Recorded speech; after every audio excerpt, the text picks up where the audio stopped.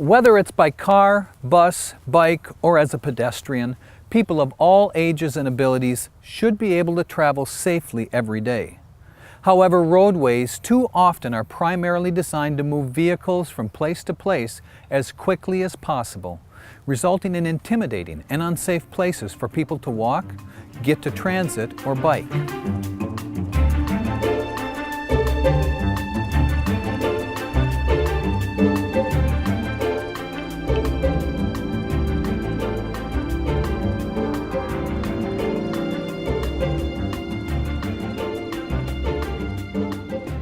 The need to improve public safety and mobility for those residents who don't drive is real and immediate.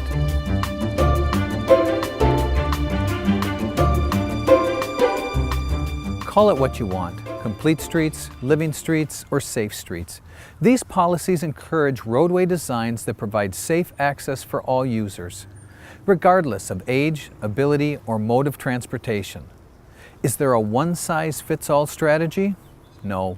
The solution will depend on many things like traffic speeds, the types of development or buildings in the area, and whether there are places like schools, parks, or grocery stores. Ensuring public safety on our roadways requires ensuring safety for different modes of travel, and for kids and seniors too.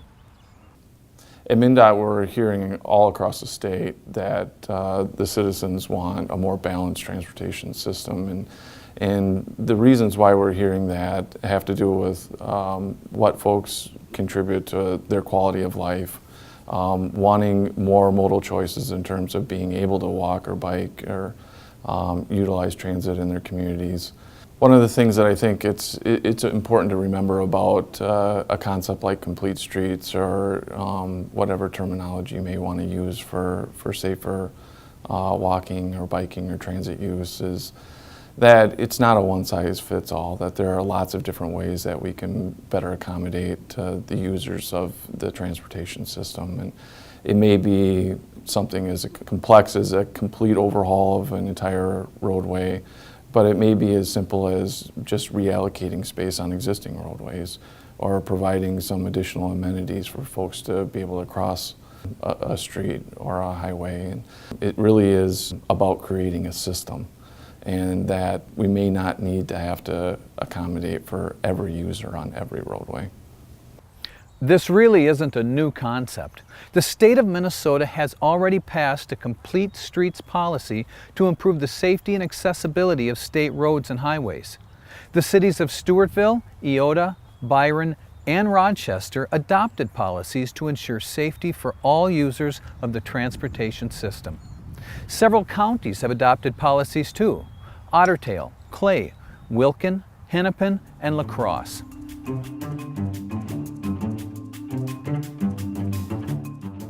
Why create a policy? A policy creates a roadmap for engineers, planners, and maintenance professionals to include the needs of all users and abilities into the transportation system. It also gives engineers flexibility in designing solutions. A livable streets policy ensures that the needs of all transportation users are considered early in the design process, avoiding expensive retrofits later. It's about rethinking the way we design, build, and maintain roadways. The City of Byron chose to implement a complete streets policy because the City Council understood the importance of transportation for everyone. Stewartville decided to implement a complete streets policy because we took a look at the city and found places that we might be deficient for people that wanted to use the sidewalks and places where people wanted to use their bikes. Here in Eota, we wanted to make sure all our community members were able to access the whole town. Not just with their cars, but also with their bikes, if they're in a wheelchair or they're walking. And we want to make sure that all our community members can get to all parts of the town. When I first got to Rochester, it was in 1977, and there was no bike paths, there were no bike lanes. Come to think of it, except maybe at the public library, I don't know there was any place to lock up bikes. You know, you had to lock it up someplace else. Now it's fairly common to find that. Now they've got bike paths, and they're working on it to make it so that it's a viable alternative between whatever destinations you have.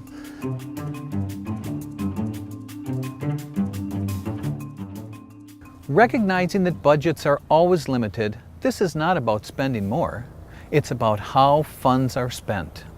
While resources are slim, features like sidewalks often amount to less than 10% of a total project cost. That's still 90% dedicated primarily to the motor vehicle. We know that nationally about 1.5% of our transportation funding is directed towards walking and biking, and we also know that about 10% of our fatal crashes that happen on our roadway systems involved bicyclists and pedestrians. The transportation community in general, I think both in Minnesota and nationally, is beginning to understand that we can't build our way out of congestion. We have to look at ways that we can be smarter with our investments and provide more modal choices to our citizens, and this is one way that we can accomplish that. Well, when we looked at complete streets and what it meant to the taxpayers and to the bottom line, actually, we had to take a lot of things in consideration, and we felt that it was well worth doing for the benefits to the people, to the growth of the community, and we think it's well worth the taxpayers' investment into it because they're going to save money. Being proactive will save money in the long run too. It's more efficient to do it right the first time than to come back later and have to make changes. As I said a moment ago, it's about how money is spent and whether the investment serves the community needs for a safe transportation system for all users.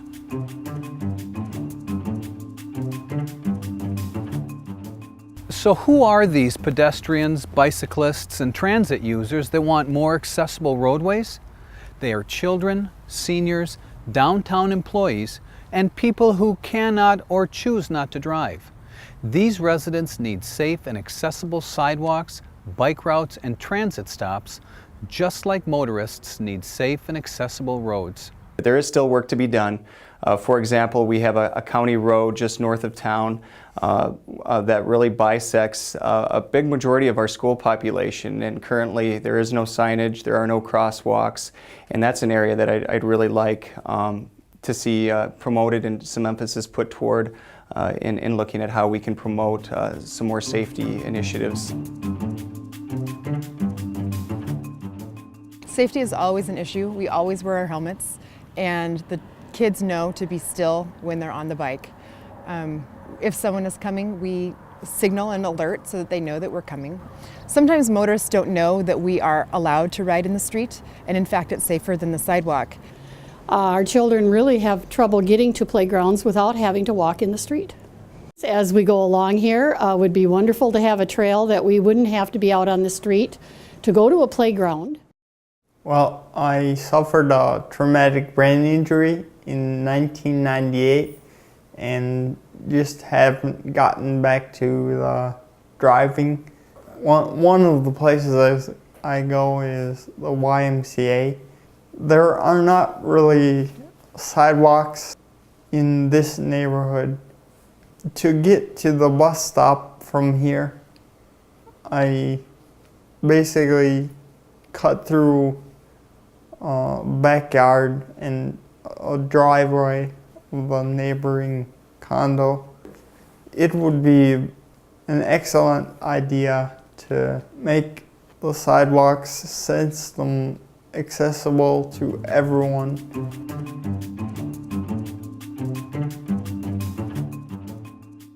Walking, biking, or getting to and from the bus stop has the added benefit of burning calories rather than gas. It's not surprising that obesity rates are lower in places where people walk, bike, or use public transportation. However, we need better infrastructure in place to help make the healthy choice the easy choice. The design of a community has an enormous impact on the community's health. As we make things easier for people to be active in their living, they are also healthier. There's a number of studies throughout the world actually that have shown that the neighborhoods that are more open to active living are more likely to promote health in the residents who live there. When we work with the general population in a community setting, when we change the way our communities are designed, that has an impact on large numbers of people. That will affect us, our health, the health of our children, and the health of our children's children. It's about giving people more transportation options. If more residents perceive that it is safe and easy to use transit, walk, or bike, then they may be more likely to utilize these modes of transportation. What are some of the other advantages to a complete streets policy? Creating safe and complete streets adds lasting value to a community. It helps make communities places where people want to stay, to raise their children, to grow old. We chose Rochester to retire in partly because it's such a walkable community. We checked out its walkability on the web, compared it to our previous city, and it was better. So we said that's not going to be an issue. We use the trails all the time, basically daily. I do all of my errands within about I'd say 5-mile radius of our house, by bicycle or by walking. We decided to live in the Slatterly Park neighborhood because when we bought our house a long time ago, it was fine. But as we've grown into the neighborhood, we really love this place. And we've decided to stay because we can ride our bicycle wherever we want to go in town. We can ride it to school, to work, to church, to fun things. There's so much to do here. It also helps residents reduce the burden that transportation costs can have on family budgets. Studies show that people will pay more for houses located in pedestrian-friendly communities and those with easy access to public transit. Apartment complexes commonly highlight access to transit or within walking distance to nearby businesses as an amenity for renters. As fuel prices increase, many families in our communities are seeking ways to save money. Reducing personal transportation costs can be crucial for families. As a Mayo employee and then just as a citizen of Rochester, some of the benefits for me for taking the bus is it saves me a ton of money in gas. It saves me a bit of time because I don't have the issue of looking for parking. Once I arrive on campus, I'm dropped off right at the door and I can immediately come into the building and go to work. So we find bikes to be really affordable and for that reason a very preferred means of transit at our house. So I do not have an expensive bike. It's a Fleet Farm Cruiser. There's nothing fancy about it. It's got only 6 speeds, but on that bike I have a kids carrier in the back and I have a basket in the front and I have a pretty inexpensive instep trailer on the back. So I can haul up to 3 kids and groceries all on that bike, and boy is that a good workout. Can also save on the gym fee. But as a consequence, we also don't have 2 cars. We don't have the insurance for 2 cars. We don't have the gas for 2 cars. I mean, gas prices keep going up and the price for me to pedal is only a couple more granola bars, so that works out pretty well. We have saved a lot of money riding the bike. Having 1 car has been so great for our family. And since that forces us to choose the bicycle, we have really come to enjoy what it's given to us. Money saving is nice, and saving the earth, being greener, is nice. But it actually has given us more freedom than the other way around. More people out walking, biking, and waiting at transit stops means greater community interaction and more foot traffic to local businesses. I'm a business owner. I got a boutique store on 2nd Street Southwest in Rochester. Currently, the road that we have in front of our business right now is very busy. It's a very wide road. The traffic is very fast, and it's not safe at all for any pedestrian or even a bike person to be riding their bike up and down the street. We have a lot of visitors that visit Rochester every day. If we don't get the infrastructure in place as far as getting the easeability of people being able to walk out of their house and walk down the street to go to a local coffee shop or the grocery store, then people don't have a tendency to just come out and browse around.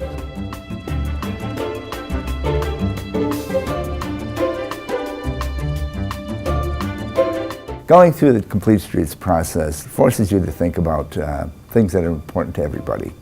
And I think when you do that, whether you're talking about young, old people, safety, saving money, I think it makes your community a lot more attractive to everyone, and not just the driver of a car that would be normally thought of as the person and the only person that uses the street. Communities with Complete Streets policies are committing to a balanced design that provides safety and mobility for all users. Complete streets improve the impact local roadways have on access, safety, and health in our Olmsted County community.